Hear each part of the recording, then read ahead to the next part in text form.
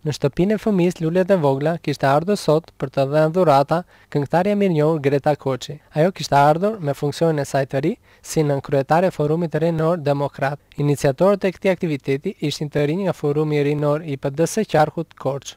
Në këto ditë festash, Forumi Rinor i Partisë Demokratike Dega Korç, me mbështetjen e nënkryetarës së përgjithshme të forumit Greta Koçi, bëri të mundur që edhe këta vogëlush të shtëpisë Lulet e Vogla të kalonin disa momente festive. Ne menduam dhe zgjodhëm pikërisht këta fëmijë për të festuar, pasi janë këta fëmijë ata që kanë më shumë nevojë për mbështetje dhe për më shumë dashuri. Unë gjej rastin t'ju uroj këtyre voglushve të mrekullueshëm, stafit që merret me përkujdesin e tyre, por dhe të gjithë qytetarëve gëzuar festat e fundvitit. Pas pritjes nga stafi i këtij institucioni, të rinjt vizituan ambientet duke parë nga afër kushtet në të cilat rriten fëmijët. Vetë Greta u ndje shumë e emocionuar mes vogëlushve që donin të luanin me të. Lidhur me këtë vizitë të veçantë në prag festash, ajo u shpreh.